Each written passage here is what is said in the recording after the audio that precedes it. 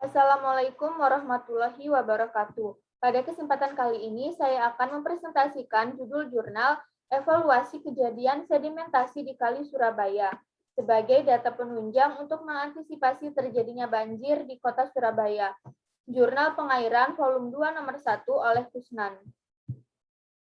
Sebelumnya izin memperkenalkan diri, nama saya Maulia Risnawati dengan nomor NPM 20 14 15 10 20 dari kelas Kehutanan A, Fakultas Pertanian Universitas Lampung. Bab 1 Pendahuluan. Sedimen atau sedimen transport yang terbawa oleh aliran sungai dalam kaitannya dengan debit sungai mempunyai arti penting dalam kegiatan pengembangan sumber daya air. Proses sedimentasi itu sendiri dalam konteks hubungan dengan sungai meliputi penyempitan palung, erosi, transportasi sedimentasi atau transport sedimen, pengendapan atau deposition, dan pemadatan atau compaction dari sedimen itu sendiri. Besarnya volume sedimen terutama tergantung pada perubahan kecepatan aliran, karena perubahan pada musim penghujan dan kemarau, serta perubahan kecepatan yang dipengaruhi oleh aktivitas manusia. Sebagai akibat dari perubahan volume sedimen adalah terjadinya penggerusan di beberapa tempat serta terjadinya juga pengendapan pada dasar sungai yang nantinya dapat mempengaruhi perubahan dasar sungai. Perubahan ini akan berakibat pada kondisi muka air yang terjadi dan aliran pada sungai tersebut dapat berakibat luber dari palung sungai atau banjir luberan air kiriman, sehingga fungsi dari air sungai akan mengalami perubahan. Hal ini akan membawa dampak langsung kepada data perhitungan sedimen yang terjadi. Data perhitungan sedimen merupakan proses yang rumit dengan kompleksnya parameter yang mempengaruhi sehingga pengukuran volume sedimen masih merupakan perkiraan yang terbaik terhadap besarnya hasil sedimen. Dari hasil monitoring terhadap hasil pengukuran sedimen pada daerah hulu sebagai awal terjadinya sedimen, yaitu pengukuran di Waduk Sutami pada periode sebelumnya, terdapat indikasi bahwa jumlah sedimen yang masuk ke Waduk Sutami meningkat secara drastis pada periode tahun 1992 sampai dengan tahun 2002. Pada beberapa tahun terakhir telah dilakukan penghijauan kembali lahan-lahan yang kritis untuk mengendalikan erosi sebagai sumber asal sedimen. Tetapi akibat laju sedimen yang berlebihan pada tahun-tahun sebelumnya mengakibatkan akumulasi sedimen di dasar waduk sudah melampaui kapasitas tampungan rencana. Waduk Sutami pada saat mengaliri air untuk keperluan irigasi pada daerah-daerah bagian hilir, di antaranya Kali Brantas, yang pengaliran diteruskan menuju ke Kali Surabaya. Ada dugaan kuat bahwa sedimentasi yang terjadi bersumber dari erosi-erosi lahan kritis pada daerah aliran waduk yang cenderung semakin meluas, kemudian terjadi pengangkutan sedimen akibat aliran sungai Kali Brantas dan anak-anak cabang sungai yang menjadikan endapan pada dasar waduk.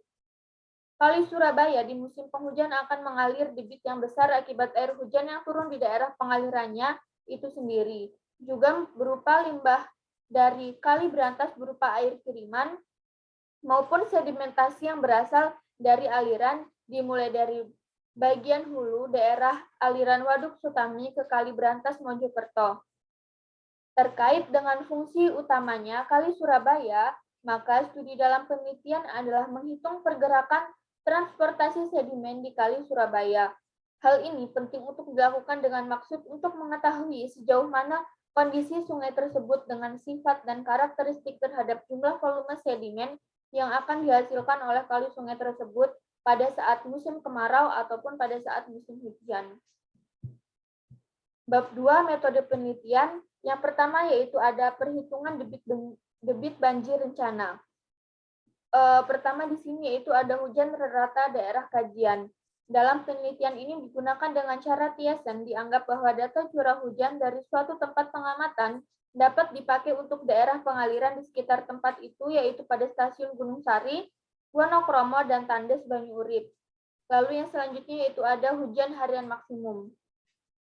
Untuk mendapatkan hitungan debit hujan maksimum, keperluan debit banjir rencana yang terjadi memakai kala ulang 10 tahun menggunakan perumusan curah hujan rancangan dengan log person type 3 untuk dipakai kontrol perhitungan dimensi potongan melintang Kali Surabaya pada daerah Gunung Sari dan Wonokromo. Lalu yang kedua yaitu ada sedimentasi, di mana di sini yang pertama ada konsep dasar sedimen. Dasar sungai biasanya tersusun oleh endapan dari material berupa partikel sedimen yang terbawa oleh aliran sungai. Material tersebut dapat terangkut kembali apabila kecepatan alirannya cukup tinggi. Untuk aliran turbulen, struktur aliran hanya dapat diberikan dengan cara empiris, begitu juga dengan gerakan partikel atau butiran. Lalu yang selanjutnya ada proses hidrolika. Proses hidrolika dapat dilihat pada gambar 1, yaitu di mana proses hidrolika sendiri itu merupakan perpindahan tempat bahan sedimen granulair non-kohesif oleh air yang mengalir dinyatakan banyaknya dengan berat massa atau volume per satuan waktu. Lalu yang selanjutnya ada mekanisme pengangkutan sedimen. Didasarkan pada mekanisme pengangkutannya dapat dibedakan atas 2 jenis, yaitu ada sedimen dasar alur atau backload dan sedimen layang atau suspended load. Sesuai dengan asal dari material terangkut, angkutan sedimen punya sifat angkutan sebagai berikut. Angkutan material dasar alur atau bed material transport dan muatan tercuci atau wash-load. Besarnya gaya seret dinyatakan dengan perumusan sebagai berikut. Lalu di sini ada gambar mekanisme pengangkutan sedimen. Di sini juga ditunjukkan ada tabel hubungan antara temperatur dengan kekentalan kinematik. Lalu di sini ada juga peta lokasi kajian atau studi dalam penelitian Kali Surabaya. Dan di sini ditunjukkan juga lokasi kajian Kali Surabaya Gunung Sari Wonokromo. Lalu yang D ada karakteristik angkutan sedimen. Untuk mengetahui karakteristik angkutan sedimentasi, perlu diketahui pola aliran sungai pada Kali Surabaya di daerah Gunung Sari dengan mengadakan pembagian daerah. Di sini ditunjukkan bagian kemiringan Kali Surabaya. Lalu yang selanjutnya yaitu ada data-data sedimen. Analisa gradasi butiran sedimen diperoleh dari Laboratorium Proyek Penanggulangan Bencana Alam Gunung dan Banjir. Yang keenam yaitu ada analisa sedimen. Dalam perhitungan angkutan sedimen atau sedimen total atau bed material load dicoba dengan metode Meyer, Peter, dan Muller. Lalu yang kedua menggunakan metode Engulen dan Hessen. Lalu yang ketiga menggunakan metode Akers dan White. Perhitungan total angkutan sedimen di sini dihitung dalam 2 tahap, yaitu sebelum dan sesudah adanya usaha penanggulangan material sedimen yang terjadi, yang dilaksanakan oleh proyek berantas hilir. Bab 3 hasil dan pembahasan. Yang pertama yaitu ada debit banjir rencana. Hasil perhitungan debit banjir rencana dengan kala ulang 10 tahun, yaitu pada tahun 1994 sampai tahun 2004, dilakukan dengan menggunakan metode Thiessen dengan log person type 3 sesuai daerah aliran sungai Surabaya yang terdekat di daerah Gunung Sari dan Wonokromo menunjukkan besaran 81,856 meter kubik per sekon. Untuk mengurangi debit air kiriman dari Kali Berantas Mojokerto dapat dikendalikan lewat pengoperasian bangunan-bangunan dam atau cek dam yang berada sepanjang dam Lirip Mojokerto sampai dengan dam Jagir Surabaya.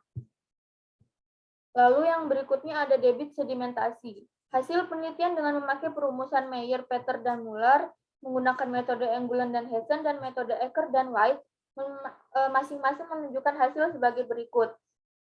Pada metode Meyer, Peter, dan Muller terbesarnya yaitu 16,0142 meter kubik per detik dan terkecilnya 0,0084 meter kubik per hari.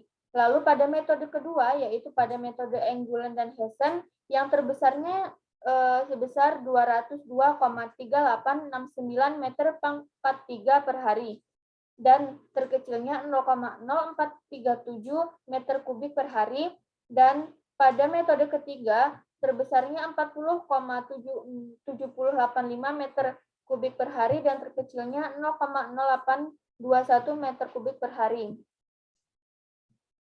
Di sini ditunjukkan mekanisme pengangkutan sedimentasi. Pada gambar 4 terlihat daerah hulu Kali Surabaya dan Lirip Mojokerto. Lalu untuk gambar 5 sendiri ada daerah hilir Kali Surabaya, Gunung Sari, Wonokromo. Masuknya sedimen dari aliran Sungai Berantas berasal dari akibat aliran Waduk Sutami dan hasil letusan dalam jumlah besar akan menyebabkan berkurangnya atau perubahan bentuk palung atau penampang sungai yang dibarengi kenaikan dasar sungai. Hal ini menyebabkan tidak tersedianya air dalam jumlah yang memadai pada musim kemarau dan sebaliknya pada musim penghujan terjadi banjir. Proses pengangkutan sedimen ini sesuai mekanisme yang ditunjukkan pada gambar 5. Lalu yang berikutnya ada karakteristik angkutan sedimen. Karakteristik angkutan sedimen sangat ditentukan prosentase kelongsoran deposit atau material sedimen dan kemiringan. Berikut pada tabel 5 ditunjukkan kemiringan dasar sungai. Lalu yang berikutnya ada analisa sedimentasi. Dalam perhitungan angkutan sedimen total atau bed material load dicoba dengan 3 metode, yaitu hasil debit sedimentasi rata-rata per tahun 53,512 meter kubik per detik yang terjadi di daerah Kali Surabaya tahun 2006. Untuk Dam Lirip sendiri, Mojokerto sampai Dam Jagir Surabaya. Bab 4 kesimpulan. Dari perhitungan debit banjir rencana yang dipakai sebagai kontrol terhadap sedimen terhadap dimensi saluran Sungai Kali Surabaya, memakai perhitungan kala ulang 10 tahun, yaitu pada tahun 1994 sampai tahun 2004, hasil debit sedimentasi rata-rata per tahun yaitu sebesar 53,512 meter kubik per sekon yang terjadi di daerah Kali Surabaya pada tahun 2006. Sedangkan dari hasil penelitian dengan memakai perumusan Meyer, Peter, dan Muller, menggunakan metode Enggulen dan Hessen dan metode Eicher dan White masing-masing menunjukkan hasil seperti berikut.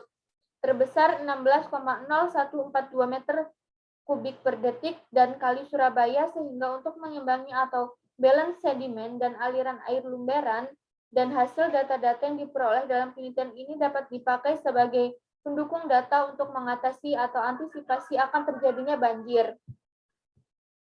Mungkin itu saja presentasi dari saya. Sekian, terima kasih. Saya akhiri. Wassalamualaikum warahmatullahi wabarakatuh.